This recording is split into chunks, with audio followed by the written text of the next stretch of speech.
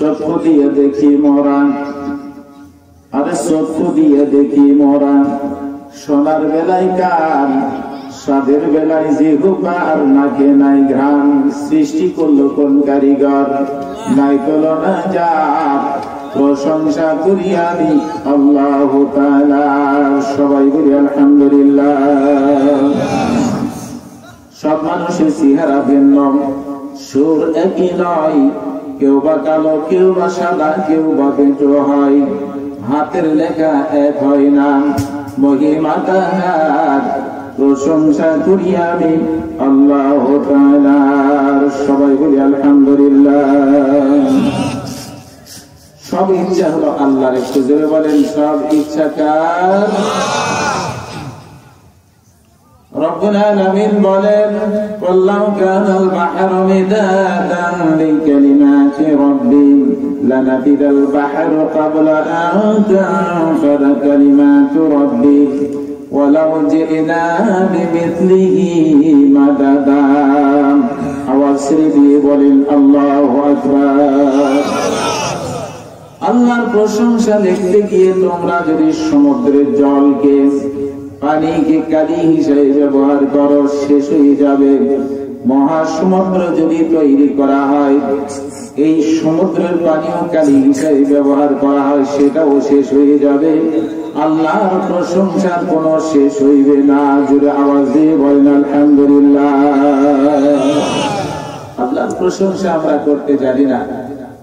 আলহামদুলিল্লাহ তামলাউল মিজান। আমার রাসূল বলেছেন, আলহামদুলিল্লাহ যদি কলিজা থেকে তেলাওয়াত করা হয়, পাঠ করা হয়, নেকিতে দানিপাল্লা পরিপূর্ণ হয়ে যায়। আওয়াজে বলেন তো সুবহানাল্লাহ। একবার সুবহানাল্লাহ বলে তার দাম আছে। যদি অন্তর থেকে সুবহানাল্লাহ পড়া হয়, বলা আছে কোন ব্যক্তি যদি একবার সুবহানাল্লাহ পড়ে, একবার যদি পড়েন, আয়ুক্তাবু আলফা হাসানাতেন, ওই ব্যক্তির আমলনামায় 1000 নেকি। 100 বার যদি সুবহানাল্লাহ পড়া হয়, তাহলে আপনার আমলনামায় 1000 নেকি প্রদান করা হবে। জোরে জোরে বলেন সুবহানাল্লাহ। সুবহানাল্লাহ তো জিকিরও আছে, সুবহানাল্লাহি ওয়াল হামদুলিল্লাহি ওয়া লা ইলাহা ইল্লাল্লাহু আল্লাহু আকবার। আহাব্বু আলাইয়া মিম্মা তালাত আলাইহি শামস। আমার রাসূল বলেন, সূর্য যত দূর পর্যন্ত ঘূর্ণীয়মান, যেখানে অস্ত যায় আর যেখানে উদয় হয়, অস্ত যায়, এর মধ্যে সবচেয়ে বড় কালিমা, সুন্দর কালিমা, মহব্বতের কালিমা 4টা। 1 নম্বর সুবহানাল্লাহি ওয়াল হামদুলিল্লাহি, 2 ওয়া লা ইলাহা ইল্লাল্লাহু আল্লাহু আকবার। আমার রাসূল বলেছেন, এই কালিমা আমার কাছে সবচাইতে প্রিয়। একটু জোরে জোরে বলেন সুবহানাল্লাহ। বেশি বেশি জিকির করবেন, এটাই এর চাইতে উত্তম জিকির আর নাই। ভাইরা আমার, একটা কথা শুনে যান। সকালবেলা উঠেছেন ফজরের নামাজ পড়ার জন্য, কিংবা তাহাজ্জুদের নামাজ পড়ার জন্য উঠেছেন, ফজরের আগে তাহাজ্জুদের সালাত। খুব কঠিন পানি, ঠান্ডা ঠান্ডা পানিতে যখন হাত দিয়েছেন, তখন আল্লাহ তাআলা নিজেই হেসে ফেলেন, নিজে হাসেন। সুবহানাল্লাহ। অপর হাদিসে বলা আছে, যে আমলে আল্লাহ হাসে, ওই ব্যক্তিকে আল্লাহ তাআলা জান্নাত দান করবেন। জোরে জোরে বলেন সুবহানাল্লাহ। তাহলে ফজরের সময় ঠান্ডাতে ওযু করা, একটু বলেন ভালো না খারাপ? তাহাজ্জুদের সময় ওযু করা, একটু জোরে বলেন ভালো না খারাপ? একটু খালি দেরি করবেন, ধৈর্য সহকারে শুনে যান, যা প্রয়োজন তা আপনাদের কাছে কিছু দিয়া ইনশাআল্লাহ এখান থেকে বিদায়। ভাইরা আমার, কয়েকদিন আগে একজন আমাকে মোবাইল করে জানায় দেয়, হুজুর আমার ছোট ভাই মারা গেল, তার নাভির নিচের কেশ বড় ছিল, এখন আমরা কি করব?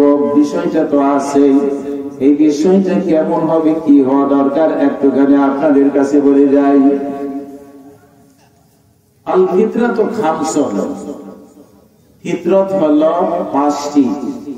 মাথা থেকে শুরু করে পায়ের পাড়া পর্যন্ত ফিতরত বা সুন্নাত আছে 5টা। এই 5টা মৃত্যুর আগে আপনাকে ফিটফাট হয়ে সুন্দর হয়ে পরিচ্ছন্ন হয়ে থাকতে হবে। 1 নম্বর হলো আল ইফতিতান, খাতনা দিতে হবে। মুসলমান যারা খাতনা দেয় তারা, একটু বলেন খাতনা বোঝেন? পুরুষ লিঙ্গের অগ্রভাগের চামড়া কেটে দেওয়া, একে খাতনা বলা হয়। এটা দেওয়া সুন্নাত। একটু জোরে বলেন এটা দেওয়া কি? আরে কথা বলেন এটা দেওয়া কি? সুন্নাত। ইফতিতান ইব্রাহিম নবী সাল্লাল্লাহু আলাইহি ওয়াসাল্লাম ওয়া হুয়া 80 সানাতা বিল কুদুর। ইব্রাহিম নবীর বয়স 80 বছর। এই সময় আল্লাহ নির্দেশ হয়ে গেল, ইব্রাহিম এখন তোমাকে খাতনা করতে হবে। ইব্রাহিম নবী কুঠার ধারণ করলেন, অন্দর মহলে গেলেন, নিজের খাতনা নিজ হাতেই পরিসমাপ্তি করলেন। জোরে আওয়াজ দিয়ে বলেন সুবহানাল্লাহ। ইন্টারমিডিয়েটে পড়ুয়া এক ছেলে এখনো খাতনা দেয় নাই। আমি বললাম ইব্রাহিম নবীর বয়স যখন 80 বছর, খাতনা দিতে পারলেন, দিতে বাধ্য আল্লাহর নির্দেশে। সুতরাং এই অভিনব কায়দায় আপনারও খাতনা দিতে হবে। খাতনা দেওয়া মুসলমানদের একটা গুরুত্বপূর্ণ সুন্নাত।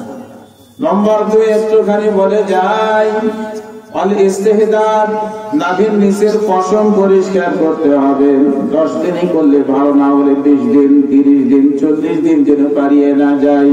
আমার দরদের ভাই রে, 40 দিন যদি পারিয়ে যায়, আব্দুল্লাহ ইবনুল মুনির বলেন তার ইবাদত বندگی সবগুলো স্থগিত হইয়া যায়, কোনটা আল্লাহর দরবারে যায় না যতক্ষণ পরিষ্কার না হয়।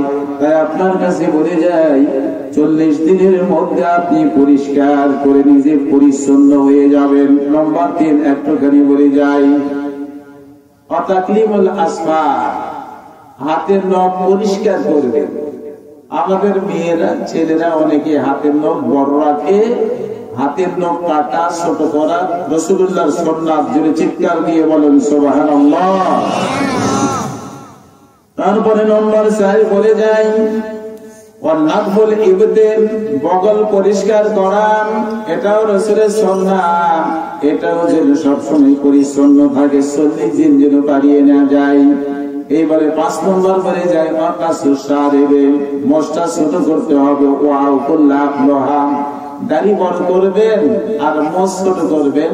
রাসূল আমার পরামর্শ দিলেন, এই সুন্দর নীতিগুলো অবলম্বন করে আপনি ফজরের সালাতে নামাজ পড়তে মসজিদে যান, সবচেয়ে বেশি আপনাকে ভালো লাগবে। একটু জোরে আওয়াজ দিয়ে বলেন আলহামদুলিল্লাহ।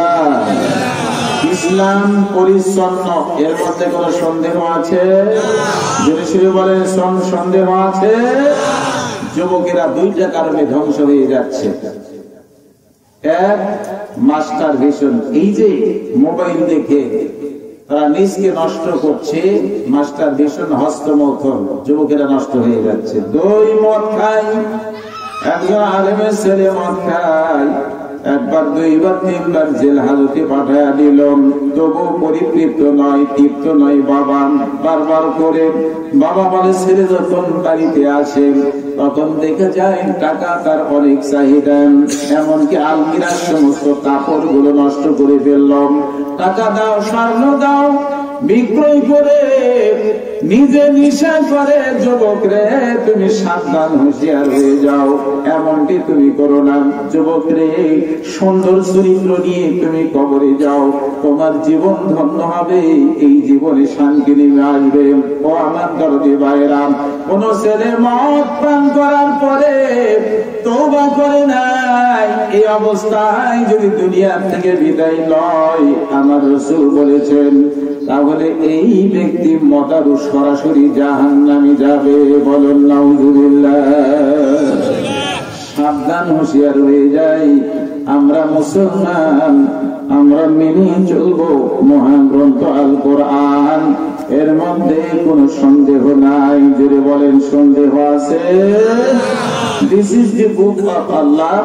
There is no doubt about it. It is guidance to God fearing people. এমন একটি কিতাব আল কোরআনুল কারীম, যার মধ্যে কোনো সন্দেহ নাই। একটু জোরে বলেন সন্দেহ আছে? আরো জোরে আওয়াজ দিয়ে বলেন সন্দেহ আছে? আমরা তো বুঝি না, বোঝার জন্য চেষ্টাও করি না। আলেম ওলামা জানেন, যারা ছাত্র তারাও জানেন, খায়রুকুম মান তাআল্লামাল কুরআনা ওয়া আল্লামাহু, সবচেয়ে বড় শ্রেষ্ঠ ওই ব্যক্তি রে যেই ব্যক্তি কোরআনুল কারীম শিক্ষা করে, অন্যকে শিক্ষা দেয়। এই ব্যক্তি হলো শ্রেষ্ঠ, এই ব্যক্তি হলো শ্রেষ্ঠ, এই ব্যক্তি হলো শ্রেষ্ঠ।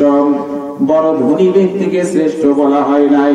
চীন দেশে বাড়ি আছে, ইংল্যান্ডে বাড়ি আছে, আমেরিকায় সৌদি আরবে বাড়ি আছে, দুবাইতে বাড়ি আছে, তাকে জ্ঞানী বলা হয় নাই, শ্রেষ্ঠ বলা হয় নাই। শ্রেষ্ঠ ওই ব্যক্তিকে বলা হয়েছে রে যেই ব্যক্তি কোরআনুল কারীম শিক্ষা লাভ করে, অন্যকে কোরআনুল কারীম শিক্ষা দেয়। আমার রাসূল বলেছেন এই ব্যক্তি হলো সবার শ্রেষ্ঠ। একবার জোরে আওয়াজ দিয়ে বলুন সুবহানাল্লাহ, লিল্লাহি তাকবীর। আরো জোরে বলেন লিল্লাহি তাকবীর। আল্লাহ সবচেয়ে বড়, একটু জোরে বলেন সবচেয়ে বড় কে? আল্লাহর চাইতে বড় আর কি আছে নাকি? যারা এখনো বাহিরে আছেন চলে আসেন, চলে আসুন। কিছু দরকারি কথা বলে শেষ করব। লম্বা কথা কি আপনি বলবেন ভাই? রাত তো মোটামুটি 11টা বেজেই যাচ্ছে। এখন 11টাই যদি ঘুমিয়ে যান, 12টাই যদি ঘুমিয়ে যান, ধরেন যে 1 ঘন্টা আলোচনা, 12টায় ঘুমে গেলেন আর ঘুম থেকে চেতন পাচ্ছেন না, ফজরের নামাজ ছুটে গেল, ফজরের নামাজ ছুটে গেছে। এই আলোচনার চাইতে ফজরের নামাজের দাম বেশি না কম? কোনটা বেশি? তাহলে ওটা যদি ছুটে যায় তখন কি করবেন? করবেন মুসিবত না, কঠিন মুসিবত। ফজরের নামাজ যারা পড়ে নাই, সহিহ বুখারীর হাদিস, রাসূলুল্লাহ বলেছেন অলস শুয়ে আছে, কর্ণকুহরে শয়তান পেশাব করে, আর 2 নম্বর জাহান্নামের মুগুর দিয়ে, হাতুড়ি দিয়ে ওই ব্যক্তির মাথাকে গুঁড়ো গুঁড়ো করা হবে। কে? যে ফজরের সালাত জামাতবদ্ধভাবে আদা করে না। আল্লাহ তুমি আদা করার তৌফিক দাও। আমরা সবাই বলি আল্লাহুম্মা আমিন। আমার ভাইরা, আপনাদের কাছে আমি বলছিলাম যে 5টা বিষয়: 1 খাতনা দেওয়া, 2 নাভির নিচের পশম পরিষ্কার, 3 বগল পরিষ্কার করবেন, 4 হাতের নখ কেটে পরিষ্কার করবেন, 5 মোজ ছোট করবেন আর দাড়ি বড় করবেন। এটা রাসূলুল্লাহর প্রকৃষ্ট সুন্নাহ। সবার কাছে অনুরোধ রেখে যাই, আমরা এগুলি পরিষ্কার করে পরিচ্ছন্ন হয়ে সর্বদাই নিজকে আমরা প্রস্তুত রাখবো। কোন সময় যে মৃত্যু হয়ে যায় এ কথা কি আমরা বলতে পারবো? আওয়াজ দিয়ে বলেন, বলতে পারবো? কোনদিনই না। আমার আলোচনা শুরুর আগেই আপনাদের কাছে আরো 5টা কথা বলে যাই। এই 5টা বিষয় ভাইরে সব সময় সর্বদাই প্রস্তুত থাকবেন, কোন সময় যেন ছুটে না যায়। সাবধান হুঁশিয়ার হয়ে যান। 5টা বিষয় আরেকবার আপনারা শুনে যান, লইয়া যান। 1 নম্বর হলো আয়াতুল কুরসি, যেটা প্রত্যেকটা ফরজ সালাত পন্থী পড়তে হয়। আমার রাসূল বলেন কোন ব্যক্তি যদি ফরজ সালাত পড়তে কন্টিনিউ আয়াতুল কুরসি পড়ে, এই ব্যক্তি জান্নাতে চলে গেছে। শুধুমাত্র মৃত্যু তাকে আটকায় রেখেছেন, এছাড়া এই ব্যক্তি জান্নাতে চলে গেছে। একবার জোরে আওয়াজ দিয়ে বলুন সুবহানাল্লাহ। সবার কাছে অনুরোধ রাখবো, আয়াতুল কুরসি পড়িয়া নিজকে সুন্দর করিয়া প্রত্যেকটা ফরজ সালাত দিনে 5 বার ফরজ সালাত আদায় করতে হয়। যখন ফরজ সালাত হয়ে যায় তখন সর্বাগ্রে একবার বলেন আল্লাহু আকবার, 3 বার বলেন আস্তাগফিরুল্লাহ, বলেন আস্তাগফিরুল্লাহ, আস্তাগফিরুল্লাহ, আস্তাগফিরুল্লাহ।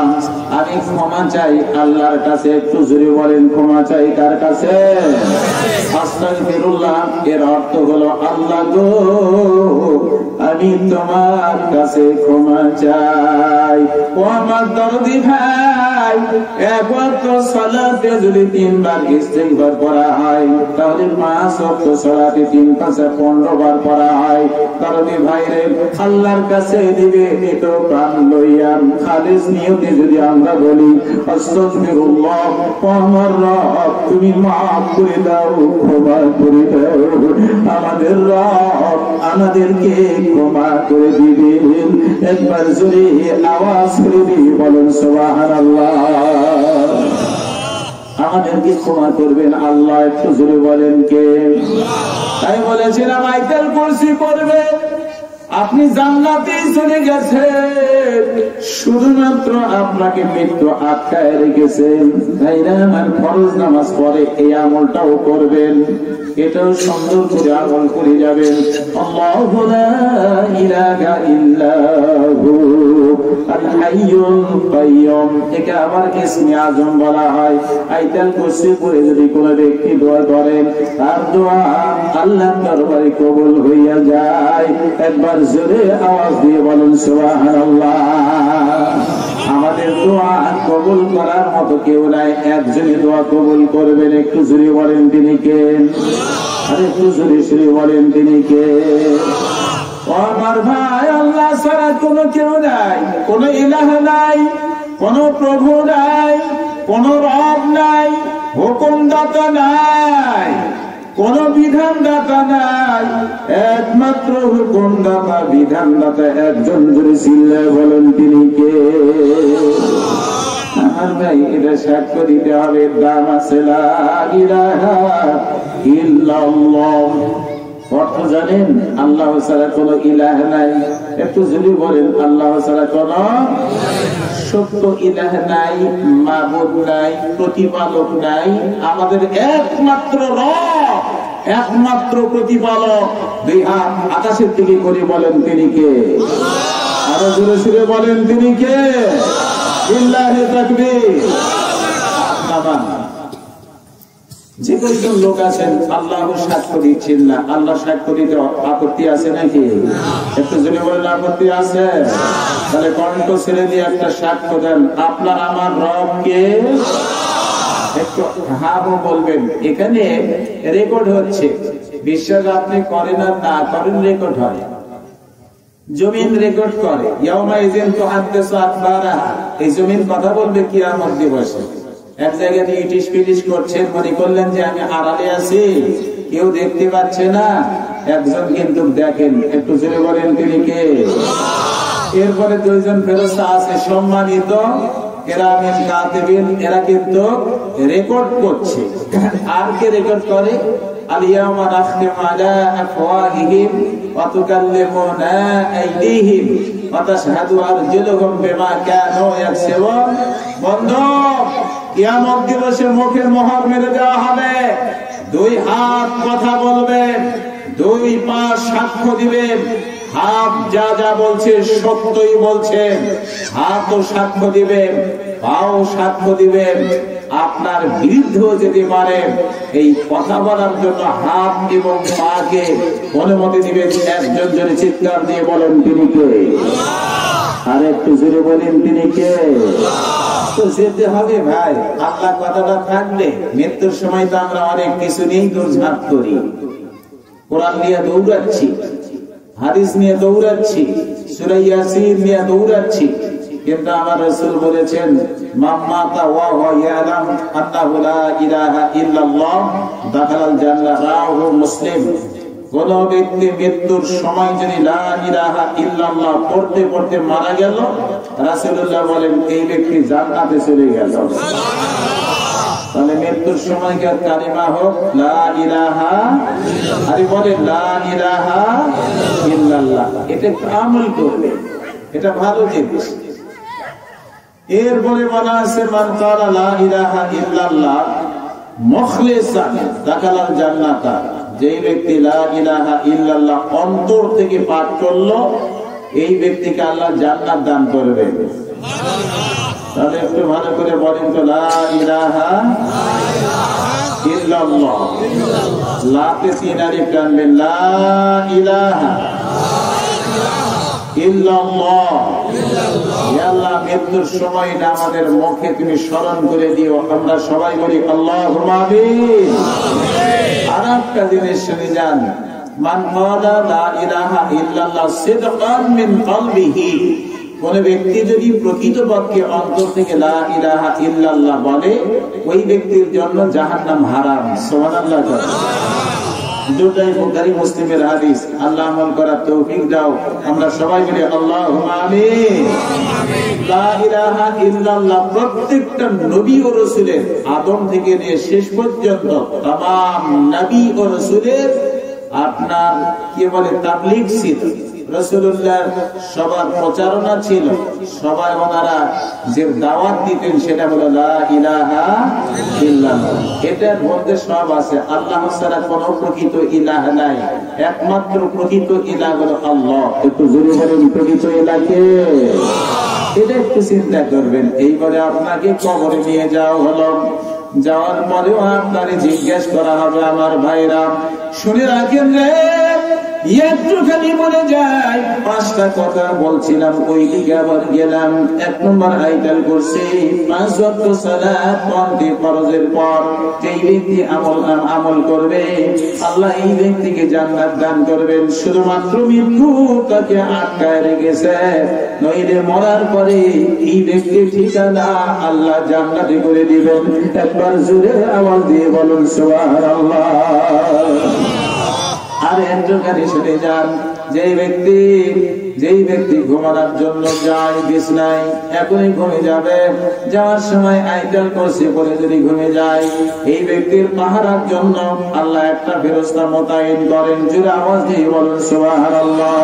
সুতরাং কোন ব্যক্তির যদি আইতাল কুরসি না জানা থাকে, একটুখানি বলে যায়, ভাইরে ও পর্দা নিষেধ মা, আইতাল কুরসি জানবেন জীবন ধন্য হবে মা, এই জীবনে শান্তি নেমে আসবে। যতই চেষ্টা করি না কেন আমরা শান্তি হাসিল করতে পারবো না। আমাদেরকে একজন শান্তি দিবেন, শান্তির কর্তাও হলো একজন। জোরে বলেন তিনি কে? আল্লাহু আকবার। জোরে বলেন আল্লাহু আকবার। আইতাল কুরসি একটুখানি লক্ষ্য রাখবেন। আমার ভাইরা একটা আমল করবেন, আজকে থেকে আমলটা শুরু করে দেন। যখন ঘুমিয়ে যাবেন, ঘুমিয়ে যাওয়ার আগে ওযু করে আপনি ঘুমিয়ে যাবেন, ওযু করে ঘুমিয়ে যাবেন, ওযু করে ঘুমিয়ে যাবেন। একজন ফেরেশতা আপনার জন্য, ফেরেশতারা দোয়া করতে থাকবে। ওযু করে যদি ঘুমিয়ে যান, রাতের বেলায় যদি মৃত্যু হয়ে যায়, আল্লাহ পাক আপনার ঠিকানা জান্নাতে করে দিবেন। একবার জোরে আওয়াজ দিয়ে বলুন সুবহানাল্লাহ। বারা ইবনে আযিব বলেন, রাসূলুল্লাহ আমারে উপদেশ দিলেন, বারা ইবনে আযিব রে, তুমি যখন ঘুমিয়ে যাইবে, যাওয়ার সময় তুমি ওযু করো, ডান কাতে শও, আর এই দোয়া করো, আল্লাহুম্মা আসলামতু ওয়াজহি ইলাইকা ওয়া ফাওয়াজতু আমরি ইলাইকা, লা মালজা ওয়া লা মানজা মিনকা ইল্লা ইলাইকা, আল্লাহুম্মা আমানতু বিকিতাবিকাল্লাযী আনজালতা ওয়া নাবিয়্যিকাল্লাযী আরসালতা।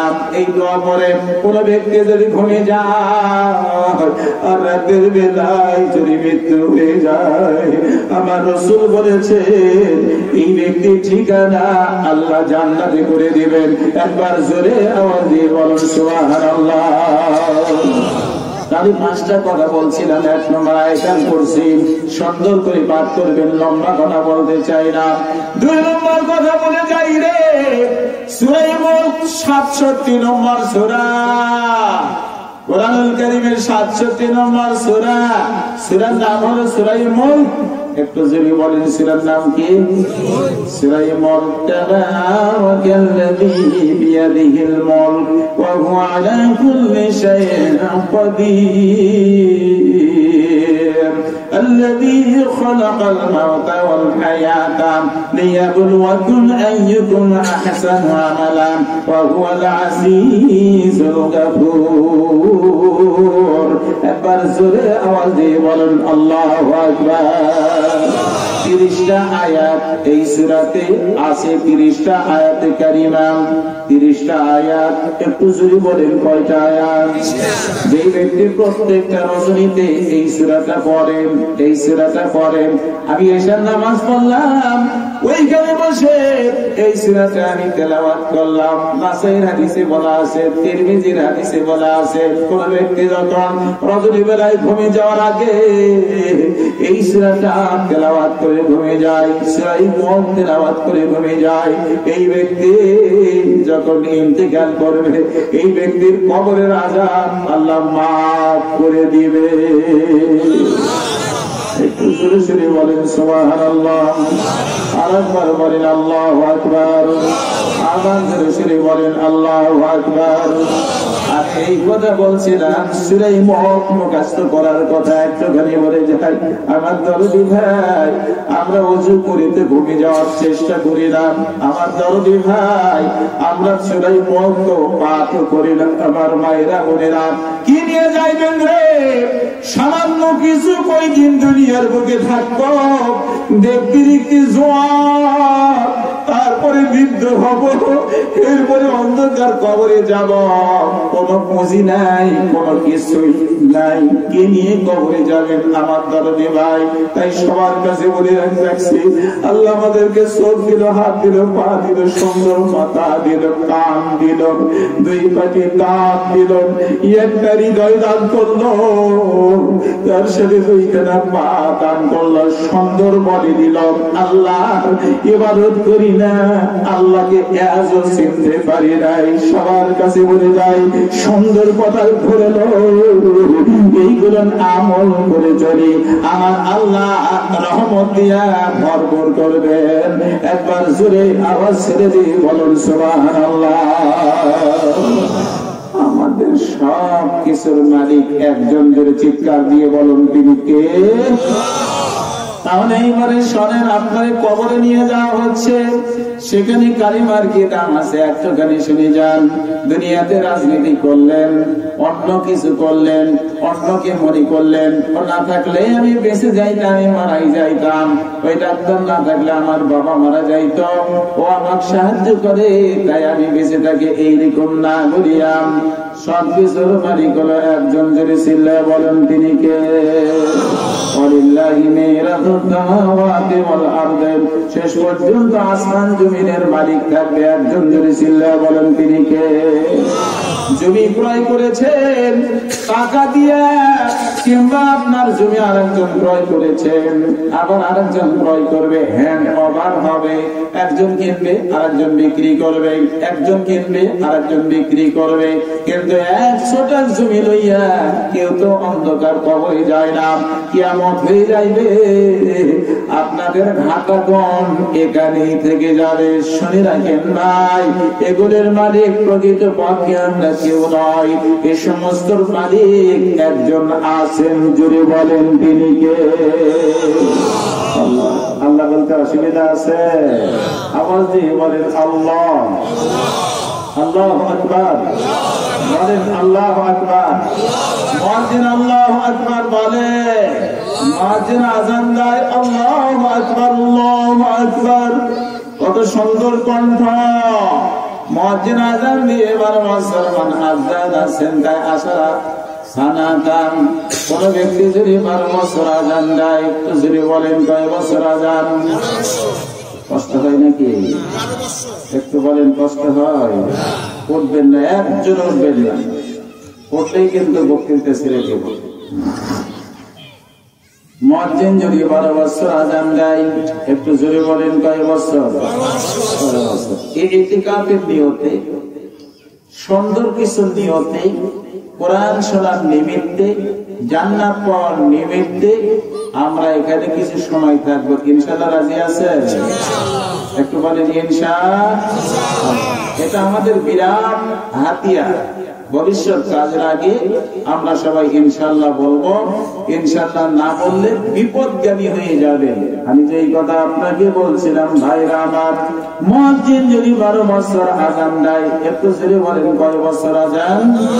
12 বছর আযান দেয়, ওয়াজাবাত লাহুল জান্নাহ, মুয়াজ্জিনের জন্য আল্লাহর জান্নাত ওয়াজিব হইয়া যায়। জোরে জোরে বলেন সুবহানাল্লাহ।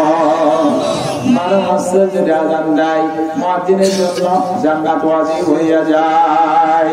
আমরা তো আযান দিব না রে, বড় একটা প্রশ্ন ইয়া সুন্দরভাবে যদি হাফেজ কাদিরকার মাওলানা হক, কেউ তো আযান দিতে চায় না, আযান দিতে চায় না, অবজ্ঞা করে। জান্নাতের যারা লিপ্স, জান্নাত পাওয়ার জন্য যারা আগ্রহী, জান্নাতের জন্য যারা পাগল, পারা মুয়াজ্জিনের দায়িত্ব নেবেন। 12 বছর আযান দিব, আল্লাহকে খুশি করার জন্য 12 বছর আযান দিব, আমার জন্য আল্লাহর জান্নাত ওয়াজিব হয়ে যাবে। একবার জোরে আওয়াজ দিয়ে বলুন সুবহানাল্লাহ। একজন সাহাবা জিজ্ঞাসা করে, হুজুর মুয়াজ্জিন তো একজন হবে, তাহলে কি আমরা জান্নাত পাইব না? ভালো করে শোনেন, মুয়াজ্জিন হয় একজন, একটা মসজিদের মুয়াজ্জিন হয় একজন। একটু বলেন তো দেখি, মসজিদের মুয়াজ্জিন কয়জন হয়? তাহলে আমরা কি জান্নাতে যাইতে পারবো না? আল্লাহ রাসূল বলেন, সাহাবারে তোমরা নিরাশ হইও না, মুয়াজ্জিন যা বলে সেটাই তুমি বলো। মুয়াজ্জিন যখন বলে আল্লাহু আকবার, আল্লাহু আকবার, তুমি বলো আল্লাহু আকবার, আল্লাহু আকবার। মুয়াজ্জিন যখন বলে আশহাদু আল্লা ইলাহা ইল্লাল্লাহ, তুমিও বলো আশহাদু আল্লা ইলাহা ইল্লাল্লাহ। মুয়াজ্জিন যখন বলে আশহাদু আন্না মুহাম্মাদার রাসূলুল্লাহ, তুমিও বলো আশহাদু আন্না মুহাম্মাদার রাসূলুল্লাহ। এখানে সাল্লাল্লাহু নয়, মুয়াজ্জিন যা বলে সেটাই বলতে হবে। হাইয়া আলাস সালাহ, হাইয়া আলাল ফালাহ, এখানে বলেন লা হাওলা ওয়ালা কুওয়াতা ইল্লা বিল্লাহ। তারপরে মুয়াজ্জিন বলে আল্লাহু আকবার, আল্লাহু আকবার, তুমিও বলো আল্লাহু আকবার, আল্লাহু আকবার। লা ইলাহা ইল্লাল্লাহ, তুমিও বলো লা ইলাহা ইল্লাল্লাহ। মুখলিসান দাখালাল জান্নাত, কোন ব্যক্তি মুয়াজ্জিনের সঙ্গে আযানের জবাব যদি দেয়, আমার রাসূল বলেছে এই ব্যক্তিকে আল্লাহ জান্নাত দান করবে। সুবহানাল্লাহ। একটু জোরে জোরে কোন তো সুবহানাল্লাহ, একটু জোরে কোন আলহামদুলিল্লাহ। তাহলে এখন থেকে আযানের জবাব দিতে হবে, রাজি আছেন তো? ইনশাআল্লাহ। আর ইনশাআল্লাহ কোন? ইনশাআল্লাহ। ভাইরা বোনেরা, কাজ করছেন, আযানের জবাব দিবেন। মা রান্না বান্না করছেন, মা আযানের জবাব দিবেন। আযানের জবাবের জন্য কোনো পরিচ্ছন্নতার দরকার নাই, পরিষ্কার হওয়ার দরকার নাই। আযান যখন শুরু হয় রে, যদিও ওজনে আছে কোনো অসুবিধা নাই, আযানের জবাব আপনি দিবেন। যেই ব্যক্তি আযানের জবাব দেয়, এই ব্যক্তির ঠিকানা আল্লাহ জান্নাতে করে দিবেন। একবার জোরে আওয়াজ করে দিয়ে বলুন সুবহানাল্লাহ। যেই কথাই বলছিলাম ভুলে যাই, 5টা কথাই বলতে চেয়েছিলাম। 1 নম্বর আয়াতুল কুরসি পড়লে, যেই ব্যক্তি আয়াতুল কুরসি 5 ওয়াক্ত ফরজ সালাত অন্তে পড়ে, এই ব্যক্তি চলে গেছে জান্নাতে, শুধু মৃত্যু আটকায় রাখছেন। 2 নম্বর আয়াতুল কুরসি, 2 নম্বর হলো সূরা মুলক, প্রত্যেকটা রজনীতে তেলাওয়াত করবেন, মা দেখে দেখে পড়েন কিংবা মুখস্থ করেন, মা কবরের আযাব আল্লাহ মাফ করে দিবেন। জোরে জোরে বলেন সুবহানাল্লাহ। নম্বর 3 এইবারে বলে যায়, সেটা হলো সাইয়্যিদুল ইস্তিগফার, ক্ষমা চাওয়ার জন্য সর্দার দোয়া, মুক্তি পাওয়ার জন্য সর্দার দোয়া, এবার নাজাত পাওয়ার জন্য সর্দার দোয়া। এই দোয়া আমাদের অনেকের জানা নাই, কিন্তু মুখস্থ করবেন। সেইটা হলো আল্লাহুম্মা আনতা রাব্বি লা ইলাহা ইল্লা আনতা খালাকতানি ওয়া আনা আবদুকা ওয়া আনা আলা আহদিকা ওয়া ওয়াদিকা মাসতাতা'তু আউযু বিকা মিন শাররি মা সানা'তু আবুউ লাকা বিনি'মাতিকা আলাইয়া আবুউ বিযামবি ফাগফিরলি ফা ইন্নাহু লা ইয়াগফিরুদ দুনুবা ইল্লা আনতা।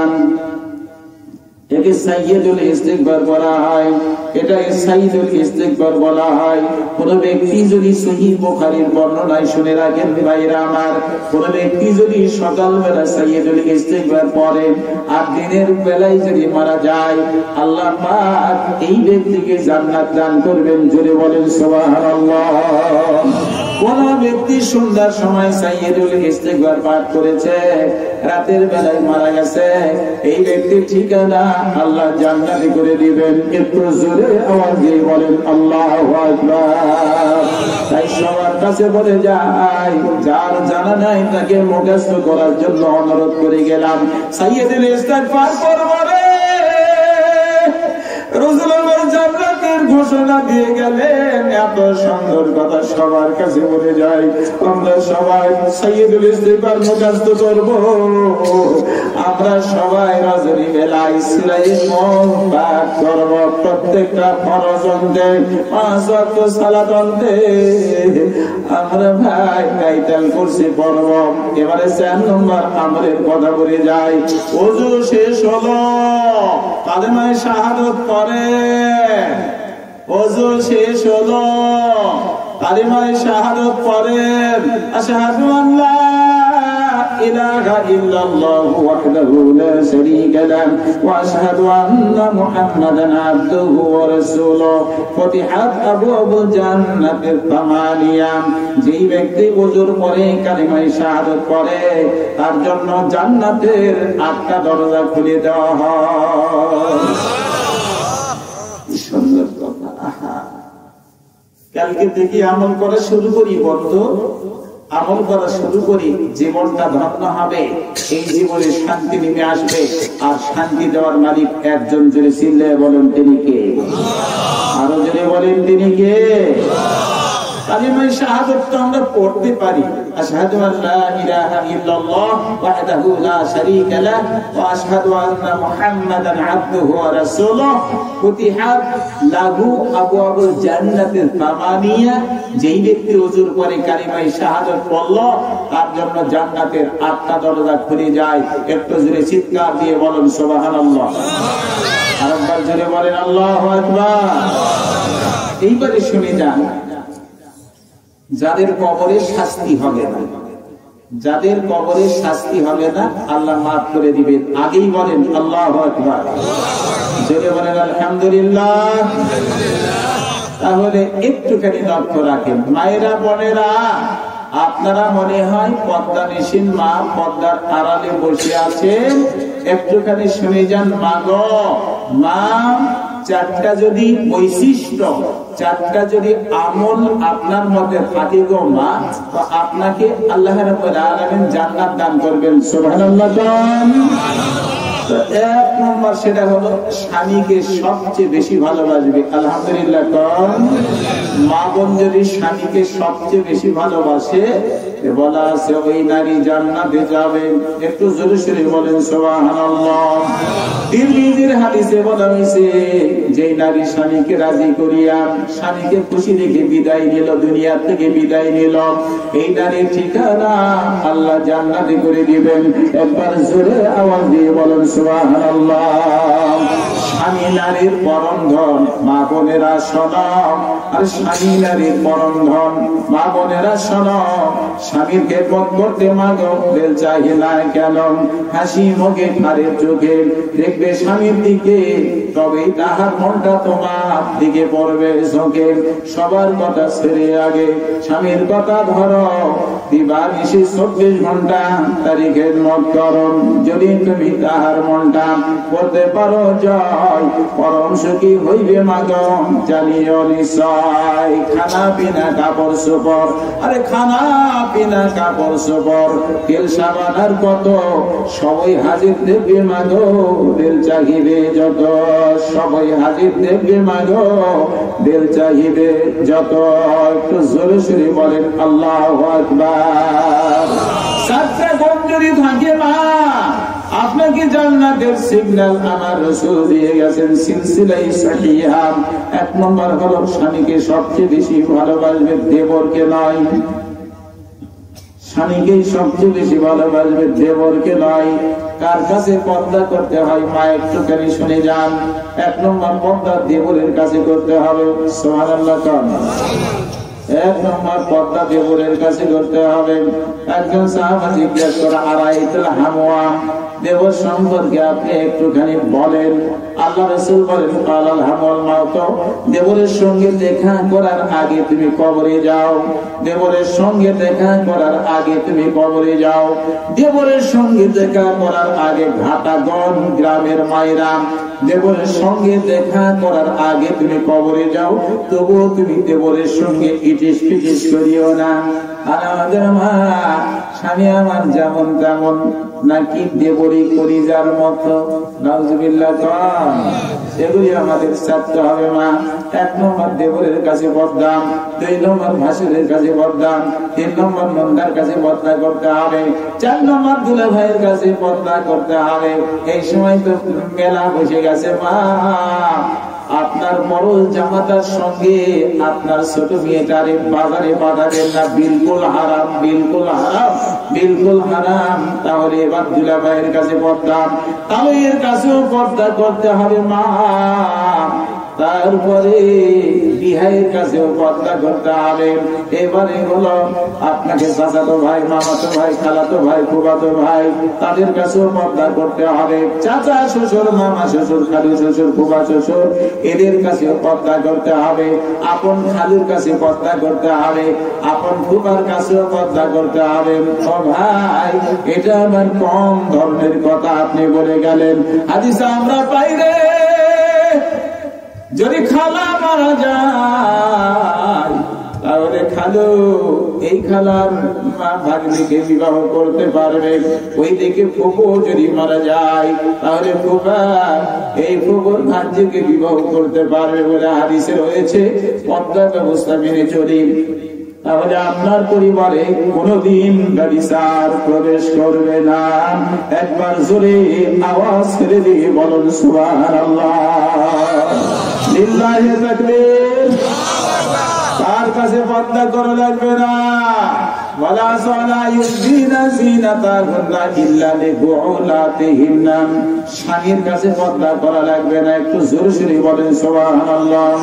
আও আবাইহিন্না আও আবাই বুলাতিহিন্না।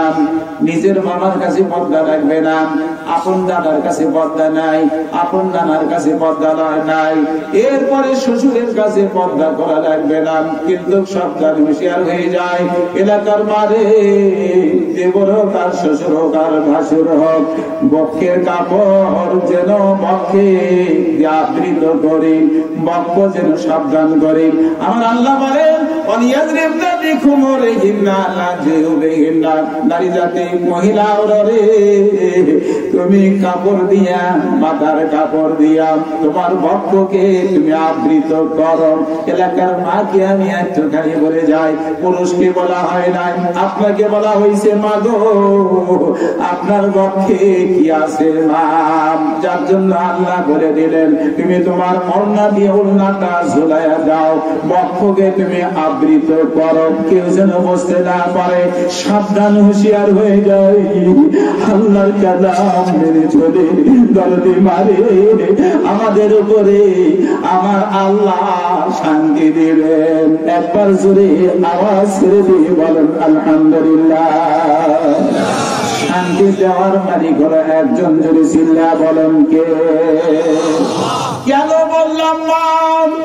এক ছেলে বাহিরে গেছে, আমার কাছে প্রশ্ন করে বলছে, হুজুর বড় একটা বিপদের সম্মুখীন হলাম।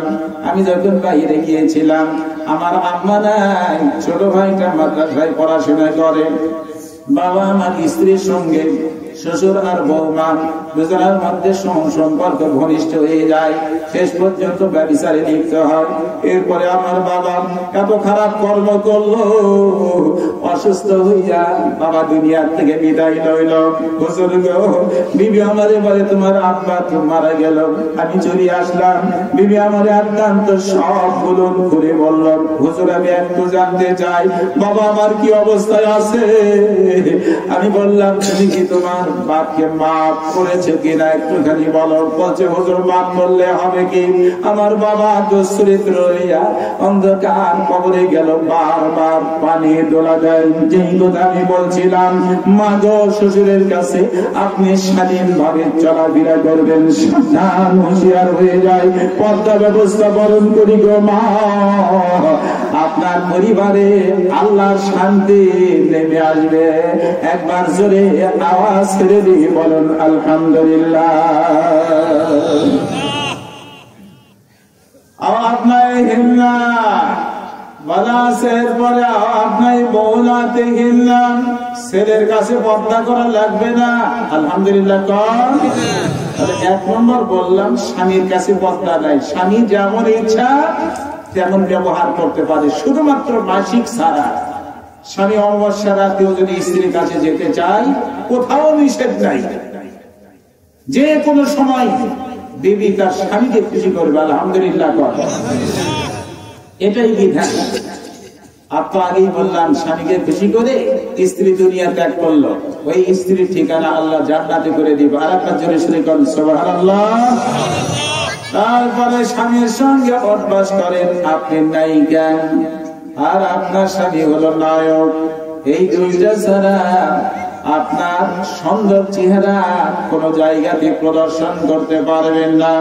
যেই মহিলা পাতলা কাপড় পরে, দেহ যার দেখা যায়, ওঠে ওঠ পালিশ লাগায়, নাকে নাক পালিশ লাগায়, তারপরে লিপস্টিক লাগায়, তারপরে কপালে ফোঁটা দেয়, চলটা শান্ত করিয়া রাজধানী সাজিয়া, সে আলেমের ছেলে মেয়ে হোক আর হাফেজের মেয়ে হোক, ইমামের মেয়ে হোক, শোনো রাখো মা, তুমি জাহান্নামে যাবে আর তোমার কোন পরিচয় নাই। তাই বলেছিলাম মা গইল্লানি বোলাতে ঘিন্না, স্বামীর কাছে পর্দার দরকার নাই, যেমন খুশি তেমন সাজতে পারেন। স্বামীর কাছে একটুখানি বোঝার শক্তি দিক, একটুখানি বোঝার জ্ঞান করিবা দান করুন, আল্লাহ আমাদের সাহায্যকারী হন। 2 নম্বর শ্বশুরের কাছে, নিজের বাবার কাছে পর্দা করার প্রয়োজন নাই। এবার 4 নম্বর বলে যায় ছেলের কাছে পর্দা লাগবে না, স্বামীর ছেলের কাছেও পর্দা লাগবে না। মানে চলে আসছেন স্বামীর অন্য স্ত্রী ছিল, ওই দিককার ছেলে আছেন, তার কাছে পর্দা করা লাগবে না। তারপরে বলা আছে আপনার নাম, তারপরে বলা হয়েছে ভাইয়ের কাছে পর্দা করা লাগবে না, সুবহানাল্লাহ কর। এইবারে ভাতিজার কাছে পর্দা করা লাগবে না, ভাগনার কাছে পর্দা করা লাগবে না, সুবহানাল্লাহ কর। বাড়ির আশেপাশে যে মহিলা আছে এদের কাছে পর্দার দরকার নাই, তবে সাবধান হুঁশিয়ার, পর্দা না করিয়া আপনার অঙ্গ যদি খারাপ থাকে, পরশী মহিলা যদি দেখে তার স্বামীর কাছে বলে দিবেন। এই জন্য পরশী মহিলাদের কাছে মা আপনাকে সংযত হয়ে চলতে হবে। এরপরে বলা হচ্ছে দাসী যারা আছে এদের কাছে, বিশেষ করে দাসীর কাছে পর্দা নাই। যেই পুরুষের সক্ষম নাই, মানে মিলন করার সক্ষম নাই, যাকে বলা হয় হিজরা স্টাইলের, এদের কাছেও পর্দা নাই। ছোট্ট ছেলে স্বামী স্ত্রীর খবর জানে না, এদের কাছে পর্দা না করলে আপত্তি নাই। ঘোষণা হলো আল্লাহর, একটু জোরে বলেন ঘোষণাকার। ওয়ালা ইয়াজরিবনা বিআরজুলিহিন্না লিইউলামা মা ইয়াখফিনা মিন জিনাতিহিন্না ফাতুবু ইলাল্লাহি জামিআন আইয়ুহাল মুমিনুনা লাআল্লাকুম তুফলিহুন। একবার জোরে আওয়াজ দিয়ে বলেন আল্লাহু আকবার। আমার দরদি ভাই রে, আমার আল্লাহ বললেন নারী জাতি রে, তোমার হাতের সঙ্গে শরীর ঝঙ্কার তুলিয়া, পায়ের নপুরে তুমি সৌন্দর্যতা আর তুমি বাজনা তুলিয়া রাস্তায় তুমি চলাফেরা করিও না। আল্লাহ তো আপনাদেরকে নিষেধ করেছেন। আমার মায়েরা বোনেরা, তাই একটুখানি বলে যাই, একটুখানি শুনে রাখবেন মা। ওই কথা বলতে গিয়ে এতটুকু বলে গেলাম মা, 4টা গুণ যে নারীর মধ্যে আছে আল্লাহ এই নারীকে জান্নাত দান করবেন। আর একবার জোরে আওয়াজ দিয়ে বলেন সুবহানাল্লাহ। এক নম্বর হলো স্বামীকে সবচেয়ে বেশি ভালোবাসবে। একটু জোরে বলেন, সবচেয়ে ভালোবাসবে কাকে? স্বামীকে। নম্বর 2 একটুখানি বলে যাই, অধিক সন্তান নেওয়ার জন্য আগ্রহী হওয়া। এখন তো একটা হলে ভালো হয়, 2টা হলে আরো ভালো, এর চাইতে আর বেশি লাগবে না। কিন্তু আমার আল্লাহ বলে ওয়ালা তাকতুলু আওলাদাকুম বিল ইমলাক, সন্তান তোমার বেশি তোমার সঙ্গে খাবে, পড়বে, শিক্ষা করবে, এই জন্য ভয়ে তুমি সন্তান হত্যা করিও না। ঘোষণা করো আল্লাহর, একটু জোরে বলেন ঘোষণাটা। সন্তান হত্যা করেন সবচেয়ে বড় পাপ। একটুখানি শুনে যান। আমি বক্তৃতা করার জন্য গিয়েছিলাম দিনাজপুরে। ওইখানে একজন মুরব্বী আমাকে বলছে, বাবা এই বিল্ডিং এর মালিক আমি। বললাম আলহামদুলিল্লাহ। তারপরে বলছে এই মার্কেটের মালিক আমি। বললাম আলহামদুলিল্লাহ। মুরব্বী বলছে, বাবা একটুখানি তুমি শোনো, তুমি শোনো, আমার 5টা ছেলে 3টা মেয়ে, 5 আর 3 কয়টা হলো? 8টা ছেলে মেয়ে নিয়ে কষ্টের মধ্যে ছিলাম। শুধুমাত্র কষ্ট নয়, অনেক কষ্টের মধ্যেই ছিলাম। মানুষেরা চিৎকারি করে আর বলে, এত সন্তান নেওয়ার তোমার কেন এত ইচ্ছা, এত হাউস কেন এত সন্তান নেওয়ার? চোখের পানি আমি ছেড়ে দিতাম, চোখের পানি ছেড়ে দিয়ে আমি কাঁদতাম আর বলতাম, রব্বুল আলামিন তুমি তো সন্তান দিয়েছো আল্লাহ, আমার তো কোনো ক্ষমতা নাই, তামাম সন্তানের প্রকৃত মালিক তুমি আল্লাহ। চোখের পানি আমি ছেড়ে দিই, কাঁদতেছিলাম, আল্লাহর কাছে বলছিলাম, আল্লাহ একটা ব্যবস্থা তুমি করে দাও। 5টা ছেলের মধ্যে একটা ছেলে সৌদি আরবে গেল, বাকি আরো 4টাকেও সৌদি আরবে নিয়ে গেল। এখন মাস গেলে লক্ষ লক্ষ টাকা তারা আমার নামে পাঠায় দেয়। আমি চিন্তা করছিলাম, যদি আমার 10টা ছেলে হতো আমি লাখপতি নয় কোটিপতি হয়ে যাইতাম। একবার জোরে আওয়াজ দিয়ে বলেন আলহামদুলিল্লাহ। ধনী বানানোর মালিক আর গরিব বানানোর মালিক, রাজত্ব দেওয়ার মালিক আর ফকির বানানোর মালিক, আর এক্সাম্পল দেওয়া লাগবে না, সব কিছুর মালিক হলো একজন। জোরে চিল্লায়া বলেন তিনি কে? আর একটু জোরে বলেন তিনি কে? একটু জোরে জোরে বলেন আল্লাহু আকবার। আরো জোরে জোরে বলেন আল্লাহু আকবার। শুরুতেই বলেছিলাম 1, আয়াতুল কুরসি 2, সূরা মুলক 3, ওযুর পরে কালেমায়ে শাহাদাত 4 কি বলেছি বলেন দেখি, বলতে পারবেন? আজানের জবাব দেওয়া। একটু জোরে বলেন কিসের জবাব দেওয়া? আর জোরে জোরে বলেন কিসের জবাব দেওয়া? আজানের জবাব দিলে আল্লাহ পাক আমাদের ঠিকানা কোথায় করে দিবেন? জোরে বলেন জান্নাতে। আলহামদুলিল্লাহ। তাহলে এইবারে আসুন, কবরে কার কার আযাব মাফ হবে, কোন ব্যক্তির কবরে আযাব হবে না, বাস্তব জিনিস একটু শুনে আমল করার জন্য আমরা এবার সুযোগ গ্রহণ করে নেই। আমি আপনাদের কাছে বলছিলাম, আমি যেই কথা বলে যাই, ছেলে তৈরি করেন গো, ছেলে তৈরি করেন। কোরআনুল কারীমের ছেলে এখানে দেখলাম দারুল আরকাম বলে মাদ্রাসা আছে, মাদ্রাসায় পাঠায় দিয়েন, কোরআন শিক্ষা দেন। কোরআন একমাত্র কিতাব যার মধ্যে কোনো সন্দেহ নাই, নির্ভেজাল কিতাব, তাওহীদি জনতার একমাত্র সম্বল, আল্লাহ পাকের পক্ষ থেকে আসা কিতাব, আসমানের নিচে জমিনের উপরে একমাত্র সত্য কিতাব। ওই কিতাবের নাম হলো, একটু জোরে বলেন কি? আল কোরআন বলেন, আল কোরআন। এর নাম একটু বলেন, এর মালিক কে? কোনো সন্দেহ আছে? নাই। এটা একটু সঙ্গে নেওয়ার চেষ্টা করে দেখেন। 5 প্রকার ব্যক্তি, তার মধ্যে আপনি আছেন কিনা? এই 5 প্রকার ব্যক্তির কবরের আযাব মাফ করবে। একটু জোরে বলেন কে? আর একটু জোরে জোরে বলেন কে? ধরেন যে আপনি মারা গেছেন, এখন এই ঘুমে যাবেন, ঘুম থেকে চেতন পাবেন কিনা এ কথা কি বুকে হাত দিয়ে বলতে পারেন? একটু জোরে জোরে বলেন, বলতে পারেন? পারবেন না।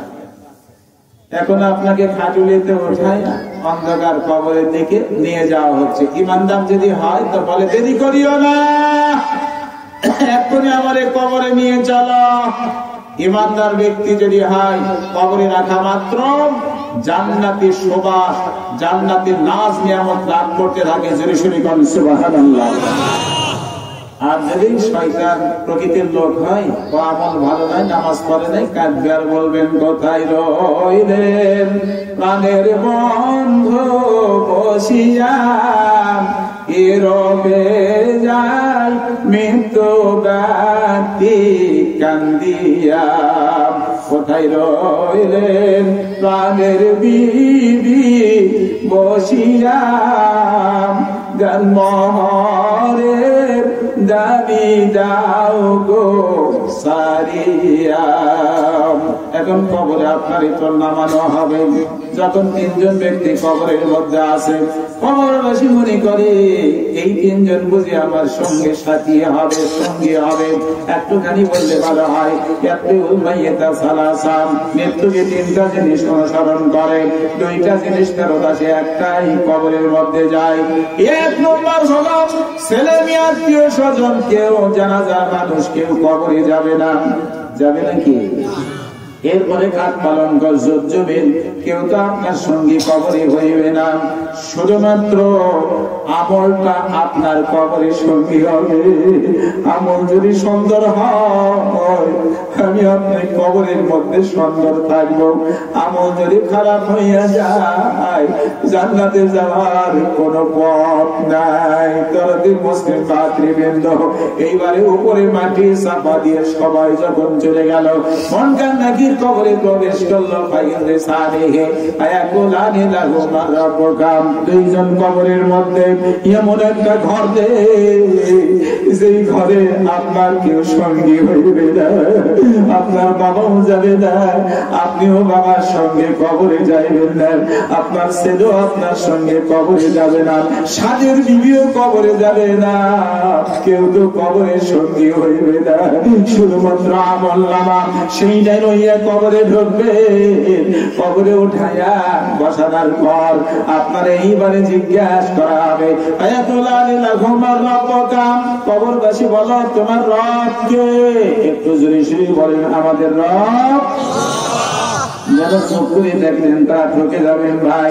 জবাব দিয়েছে আল্লাহ, একটুখানি সুন্দর করে জবাব দেন, আমাদের রব হলো আল্লাহ। একটু জোরে জোরে বলেন, রব কে? এ কথা যদি আপনি বলতে পারেন, হাই কাপড়ের কাপড় পরা ব্যক্তি রে, কবরে যখন আপনারই উত্তোলন করা হবে, ঈদ করা তো দূরে দেখ, দুইজনের বিপদ চেহারা, দোকানের দুইজন আছে, একটা চোখ নীল নীল মানে নীল বর্ণের হবে। এই অবস্থায় কি অবস্থা হইবে আমার দরদি ভাইরা?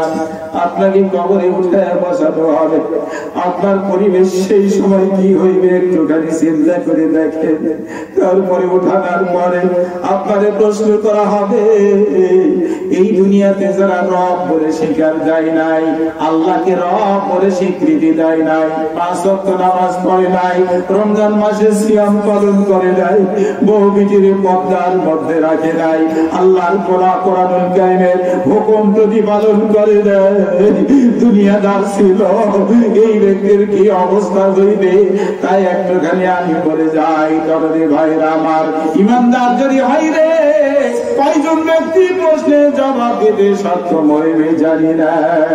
এইবারে আম্মা জান আপনার কবরে উত্তোলন করিয়া যখন আপনার প্রশ্ন করা হবে,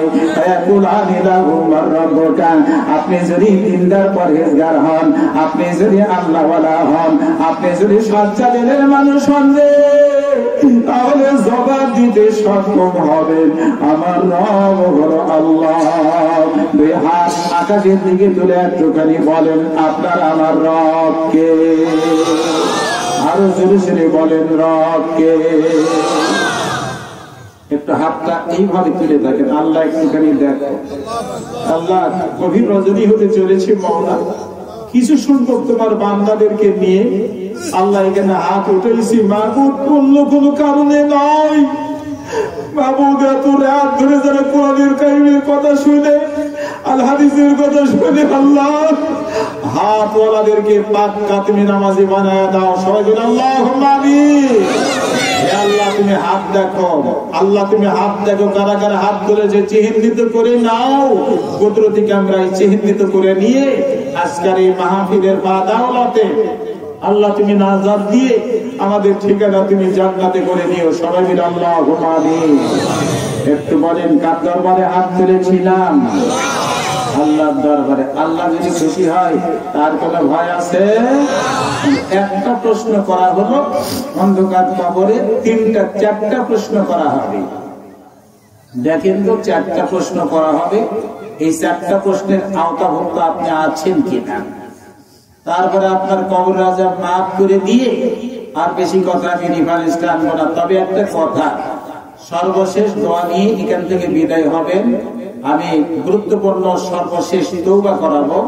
তওবাটা রাসূলের তরিকা অনুযায়ী হবে। তওবার দ্বারা এমনটি হতে পারে যে অতীতের গুনাহ রাশি মাফ করে দিয়েছেন। একটু জোরে বলেন কে? কালেকশন হবে মাঝখানে, একটু ধৈর্য ধারণ করেন। ধৈর্য আছে তো? একটু বলেন ধৈর্য আছে? ধৈর্য না থাকলে হবে না। ইস্তাঈনু বিস-সাবরি ওয়াস-সালাহ। নামাজ আর ধৈর্যের মাধ্যমে আল্লাহর কাছে চাও। ধৈর্যের দ্বারা আল্লাহর কাছে চাও আর নামাজের দ্বারা আল্লাহর কাছে চাও। তো আল্লাহর এটা ওয়াদা, যা চাবে সেটা আল্লাহ দিয়ে দিবে। সুবহানাল্লাহ। তাহাজ্জুদের নামাজ পড়বেন না? তাহাজ্জুদের নামাজ কিন্তু অত্যন্ত গুরুত্বপূর্ণ একটা সালাত। আমাকে খুব ভালো লাগে, অত্যন্ত ভালো। আল্লাহর কাছে সিজদায় করেন। আকরাবু মা ইয়াকুনুল আবদু বিরাব্বিহি ওয়া হুয়া সাজিদুন ফাকসিরু দুআ। আল্লাহর বান্দা যখন সিজদায় পড়ে যায়, আল্লাহর অধিক নিকটবর্তী হয়। বান্দা রে, আল্লাহ নিকটবর্তী হইছে সিজদায় পড়ে গিয়া। আমার রাসূল বলেন সিজদারত অবস্থায় বেশি বেশি করে তুমি আল্লাহর কাছে চাও। চোখের পানি তুমি ছেড়ে দাও, পাপের কথা তুমি স্মরণ করো, সুন্নাহ ভিত্তিক তুমি দোয়া করো, তোমার দোয়া কবুল করবে আল্লাহ। আমার দরদি ভাইরা, কোথায় দোয়া করতে হয় এইটা তো আমরা জানি না। সিজদায় পড়ে গিয়ে দোয়া করবেন। তাশাহুদ যখন করেন, আত্তাহিয়াত পড়েছেন, তারপরে দরুদ পড়েছেন, তারপরে মাসিরা পড়েছেন। আর একটা গুরুত্বপূর্ণ দোয়া আছে, আল্লাহুম্মা ইন্নী আউযু বিকা মিন আযাবি জাহান্নাম ওয়া আউযু বিকা মিন আযাবিল কবর ওয়া আউযু বিকা মিন ফিতনাতিল মাসীহিদ দাজ্জাল ওয়া আউযু বিকা মিন ফিতনাতিল মাহইয়া ওয়াল মামাত। আল্লাহুম্মা ইন্নী আউযু বিকা মিনাল মাহতাজ ওয়া মিনাল মাগরাম। কত সুন্দর দোয়ার কথা বলা হলো। আমার রাসূল বলেছেন, এই দুনিয়া তুমি যখন তাশাহুদে পড়বে, তুমি তখন দোয়া পড়ো, আত্তাহিয়াত পড়েছো, দরুদ তুমি পড়েছো, মাসিরা তুমি পড়েছো, তখন এই দোয়াটা তুমি পড়ো, রব্বুল আলামিন জাহান্নামের আগুন থেকে আল্লাহ তোমার কাছে আমি মুক্তি চাই, কবরের আযাব থেকে তোমার কাছে আমি মুক্তি চাই, রব্বুল আলামিন দাজ্জালের ফিতনা থেকে আল্লাহ তোমার কাছে আমি মুক্তি চাই, হায়াত মউতের ফিতনা থেকে আল্লাহ তোমার কাছে মুক্তি চাই, পাপের বোঝা থেকে আল্লাহ তোমার কাছে মুক্তি চাই, ঋণের বোঝা থেকে আল্লাহ তোমার কাছে মুক্তি চাই। এমন করে সালাম ফিরানোর আগে সুন্দর করে আপনি দোয়া করবেন। আপনার দোয়া কবুল করবে একজন। একটু জোরে বলেন তিনি কে? আল্লাহু আকবার। জোরে জোরে বলেন আল্লাহু আকবার। এক্ষুনি আপনাকে কবরের মধ্যে নিয়ে যাওয়া হয়েছে। কবর আপনার সঙ্গে কি ব্যবহার করবে? ভাইরা আমার, মানুষের বসবাস করার তিনটা জায়গা। এক নম্বর হলো দারুল দুনিয়া, এই দুনিয়াতে আমরা কিছুদিন থাকবো। দুই নম্বর দারুল বারজাখ, এরপরে কবরের ঘর। আমি ওয়ারাইহিম বারজাকুন ইলা ইয়াউমি ইউবাসুন, শেষ পর্যন্ত তোমাদেরকে কবর নামক পাটিসারের মধ্যে থাকতে হবে। কবর নামক পাটিসারের মধ্যে থাকতে হবে। কবর হলো কঠিন ঘর, দরজা জানলা নাই কোতার। কি ভাই, দরজা জানলা আছে নাকি? এইদিকে আবার রাখতেও পারে, বলা যায় না, আমি তো দেখি নাই তাই বলছি। কবর হলো কঠিন ঘর, দরজা জানলা নাই কোতার। একা একাই থাকতে হইবে, সঙ্গী নাই, সঙ্গী নাই। মন কান্না কি রাশিয়া মোদ্দাই তুলবে বসিয়া, তিনটা প্রশ্ন করবে তারা, আরে চারটা প্রশ্ন করবে তারা, আরবিতে আরবিতে। কিসে প্রশ্ন হবে ভাই? বাংলা, ইংরেজি, আরবি, কোনটায়? এই আরবির সাথে সম্পর্ক আমাদের নাই। একটা ছেলে মানুষ করলেন, ওই ছেলেটা কোরআনুল কারীম শিখবে, অমুক গ্রাম থেকে আসতেছে, মার চরিত্রটা এমন আমরাও দেখেছি। মা আড়ালে দাঁড়িয়ে সন্তানকে বিদায় করে দেন, বিদায় করার সময় মা ইশারা করতেছে, মায়ের চোখের পানি টাস টাস করে পড়ে। ছেলে লক্ষ্য করে দেখে মা চোখটা মুছতেছে, এইবারে হাত ইশারা করে মা বলছে, বাচ্চারে দিনের শিক্ষার জন্য, কোরআনের শিক্ষার জন্য তোমার ব্যাগ ব্যাগেজ আর খাবার দেয়া মাদ্রাসায় পাঠা দিলাম। যাবো বাবা, তুমি যাও মাদ্রাসায়, তুমি শিক্ষা লাভ করবে, আল্লাহর কালাম তুমি শিখবে, কিয়ামত দিবসে তুমি হবে আমাদের সুপারিশকারী। একবার জোরে আওয়াজ করে দিয়ে বলুন সুবহানাল্লাহ। ছেলে হাফেজ হলো, কারি হলো, মাওলানা হলো, দিনদার হলো, পরহেজগার হলো, মুত্তাকি হলো। এইবারে খোকা বাবা যখন ইন্তেকাল করেছে, জানাজার সামনে দণ্ডায়মান, মা ইন্তেকাল করেছে, আমার মায়েরা শুনে যান, আমার বাবারা শুনে যান, ছেলেকে আপনি আলিম বানাইছেন। এইবারে ছেলেটা জানাজায় দণ্ডায়মান হলো, বাবার জানাজার ইমামতি করবে, মায়ের জানাজার ইমামতি করবে, হাত নাড়িয়ে নাড়িয়ে বলছে, ভাই সাহেব শুনে রাখো, এই তো আমার মা আমার মাদ্রাসায় পাঠাইছিল, মহব্বত বর্জন করিয়া এবারে আল্লাহর দিন শিক্ষার জন্য মাদ্রাসায় পাঠাইছিল। মা আমার ইন্তেকাল করেছে, মায়ের জানাজার ইমামতি আমি করব, আমি করব। এইবারে কবরের পাশে দণ্ডায়মান হয়ে ছেলেটা হাত করে কাঁদে আর বলেন, রব্বুল আলামিন, মা আমার শুয়ে আছে, বাবা আমার শুয়ে আছে, আল্লাহ আমার বাবারে মাফ করে দাও, আমার মায়ের আল্লাহ তুমি মাফ করে দাও। বিশ্বনবী বলেছেন, নেক সন্তানের দোয়া কবুল হয়ে আপা আমার কবর জান্নাতের বাগিচা হইয়া যায়। একবার জোরে আওয়াজ করে দিয়ে বলুন সুবহানাল্লাহ। সন্তান তৈরি করবেন, জীবন আপনার ধন্য হবে। ভাইরে এইবারে তো আপনার এই কবরে নেওয়া হলো, কবরে নেওয়া হলো, কবর হলো কঠিন ঘর, দরজা জানলা নাই কোথায়, একা একাই থাকি হইবে, সঙ্গী নাই, সঙ্গী নাই। মন কান্না কি রাশিয়া মোদ্দাই তুলবে বসিয়া, চারটা প্রশ্ন করবে তারা, আরবিতে আরবিতে। জবাব দিলে শান্তি ভাই, নইলে তোর রেহাই নাই।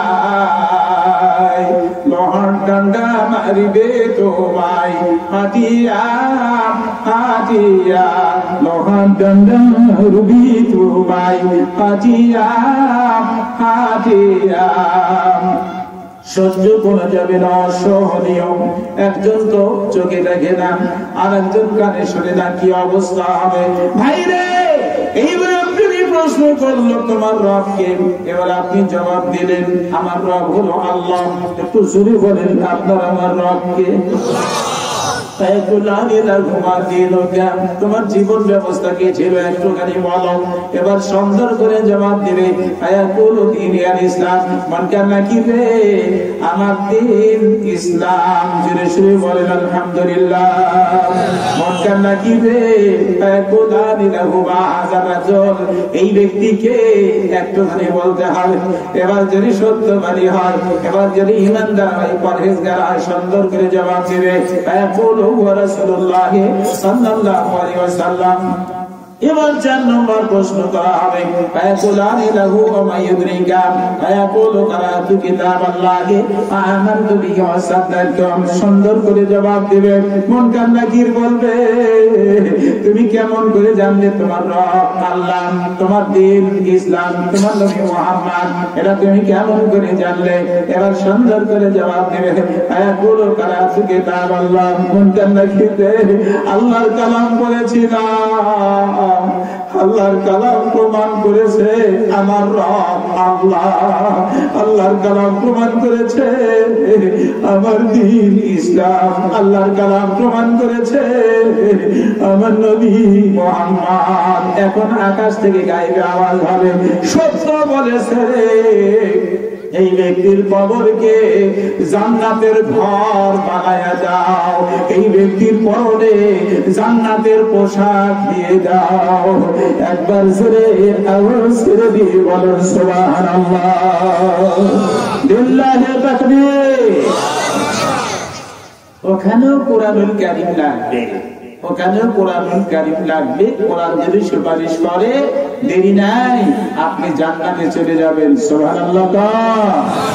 প্রতিযোগিতা হবে, ধন সম্পত্তি লইয়া নাই, প্রতিযোগিতা হবে।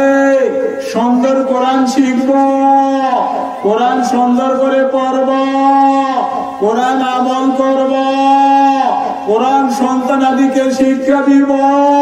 কোরআন আমার একমাত্র কিতাব, নির্ভরযোগ্য কিতাব, আল্লাহর পক্ষ থেকে আসা কিতাব। কোরআনুল কারীম আপনাকে পরিত্রাণ দিতে পারে। একটু জোরে আওয়াজ দিয়ে বলেন আল্লাহু আকবার, লিল্লাহি তাকবীর। আসুন তাহলে এইবারে কবরে আপনাকে 5 প্রকার ব্যক্তি আছে যাদের কবরের আযাব আল্লাহ মাফ করে দিবেন। একটু জোরে জোরে বলেন সুবহানাল্লাহ, আরো জোরে বলেন সুবহানাল্লাহ।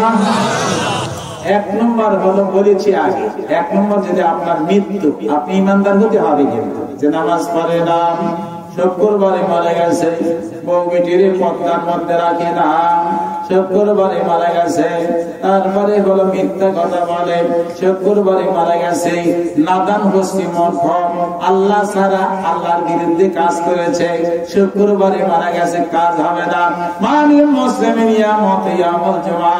কোন মুসলমান যদি শুক্রবার দিনে মারা যায়, কোন মুসলমান যদি শুক্রবার দিনে মারা যায়, কোন মুসলমান যদি শুক্রবার দিনে মারা যায় আর শুক্রবার রজনীতে মারা যায়, এই ব্যক্তির কবরের আযাব আল্লাহ মাফ করে দিবে। একটা দিন তো দোয়া করলেন না, একটা দিন তো দোয়া করলেন না, আল্লাহ নামাজ পড়ে মৃত্যুটা আমার শুক্রবারে দিও। একটা দিন তো দোয়া করলাম না, একটা দিন আল্লাহর কাছে বললাম না, একটা দিন ফরিয়াদ করলাম না। দুনিয়া কিছুই নয় রে, মাল হায়াতুদ দুনিয়া ইল্লা মাতাউল গুরুর। ছলনাময় দুনিয়া, প্রতারণার দুনিয়া। বিশাল বিল্ডিং তৈরি করেছেন, একটা দিন বিল্ডিং এ থাকার ভাগ্য নাও হতে পারে, এদের মধ্যে ডাক পড়ে যাবে, কবরে চলে যেতে হবে। তাহলে ভুয়া দুনিয়া, এই দুনিয়া দিয়া কিছুই হবে না। আমার আল্লাহ আমার রাসূলকে বললেন, ওয়ালাল আখিরাতু খায়রুল লাকা মিনাল উলা। নবী প্রেমের ছবি ইহকালের চাইতে পরকাল উত্তম। জোরে সুরে বলেন সুবহানাল্লাহ। তাই বলেছিলাম মা, সবার জন্য একটুখানি বলে যাই, আল্লাহর কাছে ফরিয়াদ করব, আল্লাহ তুমি যদি রেখে থাকো নসিবে, মৃত্যু যদি, তো মৃত্যু হতেই হবে, মৃত্যু বরণ করতে হবে। ও রব্বুল আলামিন, আমাদের মৃত্যুকে তুমি শুক্রবারের মৃত্যুকে কবুল করে নাও। সবাই বলি আল্লাহুম্মা আমিন। একজন বক্তৃতা করে, বুড়া মানুষ, গান গিয়ে তৈরি করে, যে জন্য নামাজও পড়ে না সেজন্য শয়তানের নানা, কবরে আসুক তারে আমি মজা দেখাবো। এই ব্যক্তি যখন তাহাজ্জুদের সময় বহু সময় তার সঙ্গে সভা করেছি, শত শত সভা তার সঙ্গে আমি করেছি, তাহাজ্জুদের সময় উনি উঠতেন, চোখের পানি ছেড়ে দিতেন, বড় বড় গাড়িগুলো চোখের পানিতে সবগুলো ভিজে যাইতো।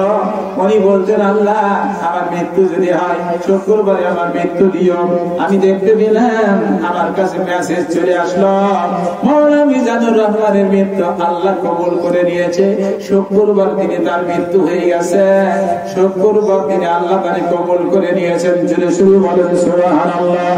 তাহলে আমরা তো দোয়া করতে পারি, দোয়ার মধ্যে দিয়া আল্লাহ আমাদের মৃত্যুকে শুক্রবারের মৃত্যু কবুল করে নাও। সবাই বলি আল্লাহুম্মা আমিন।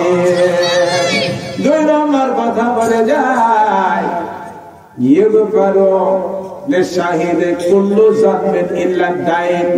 যেই ব্যক্তি শহীদ হয়ে যায় এই ব্যক্তির কবরের আযাব মাফ। জোরে জোরে বলেন সুবহানাল্লাহ। শহীদ হলে এই ব্যক্তির কবরের আযাব মাফ। একটু জোরে জোরে বলেন সুবহানাল্লাহ। একটা মেয়ে শহীদ হয়ে গেল বগুড়াতে, মানে আপনাদের প্রতিবেশী এই জেলায়। মেয়েটার নাম রেলি বেগম। এই মেয়েটা পরমা সুন্দরী ছিল। ভালো করে শুনে যান, ভালো করে শুনে যান, ভালো করে শুনে যান। দাদিকে বলছে, দাদি আমি আর স্কুলে যাব না, ইফতিজিং করে আমার সুন্দর চেহারার কারণে আমাকে স্থির রাখে না। দাদি গো আমি আর স্কুলে যাইতে চাই না। মেয়েটাকে প্রস্তাব দিল কয়েকজন, কিন্তু বিয়ে সম্মতি হয় নাই। আমি ভালো মানুষ ছাড়া কারোর সঙ্গে বিবাহ হবো না। চারজন ছেলে ষড়যন্ত্র করলো এই মেয়ের শ্রীহানি করার জন্য, ইজ্জত নষ্ট করার জন্য। রজনী বেলাই যখন প্রকৃতির দাগে সারা যাওয়ার জন্য বের হয়েছে, চারজন ছেলে এই মেয়েকে ধরে নেয়, গোপন কক্ষে নিয়ে যায়, যা কিছু করার দরকার করে যখন ছেড়ে দেয়। মেয়েটা বলছিল, আগামীকাল আমার বাবাকে লইয়া চেয়ারম্যানের দরবারে গিয়া বিচার প্রার্থী হব।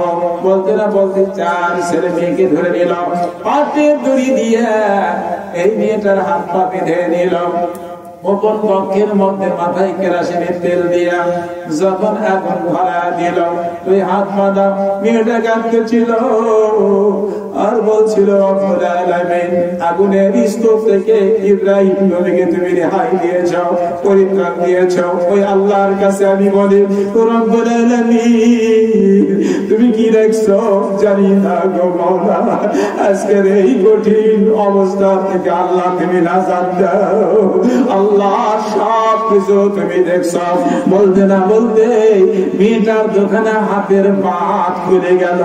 একবার জোরে আওয়াজ করে দিয়ে বলো সুবহানাল্লাহ। ভাইরে এখানেই শেষ নয়, এখানেই শেষ নয়। মেয়ে হলো পাবনা জেলার ঘটনা, বাস্তব জেলার ঘটনা। শুনে যান। ছেলেটার নাম হলো আব্দুল্লাহ। একটু বলেন ছেলেটার নাম কি? আব্দুল্লাহ। নাম ভালো না খারাপ? আহাদুল আসমাইল আল্লাহ আব্দুল্লাহ ও আব্দুর রহমান। শ্রেষ্ঠ নাম হলো আব্দুল্লাহ, আর শ্রেষ্ঠ নাম তারপরে হলো আব্দুর রহমান। এগুলির নাম রেখে দিবেন। আব্দুল্লাহ নাম রেখে দিবেন, বেশি বেশি রাখবেন। আব্দুল্লাহ নাম সুন্দর করে রাখবেন। আব্দুর রহমান নাম রাখবেন। আল্লাহর মনবাসক নামের আগে আব্দুল শব্দ যোগ করতে হবে। ছেলের নাম ডাকছেন আব্দুর রহমান, ডাকছেন রহমান, রহিম, রাজ্জাক, বাসির, কাদের, এগুলি শিরিক হয়ে যায়। এর আগে আব্দুল আব্দুল শব্দ যোগ করে আব্দুর রাজ্জাক, আব্দুল বাসির, আব্দুল কারিম, আব্দুর রহিম এইভাবে ডাকতে হবে।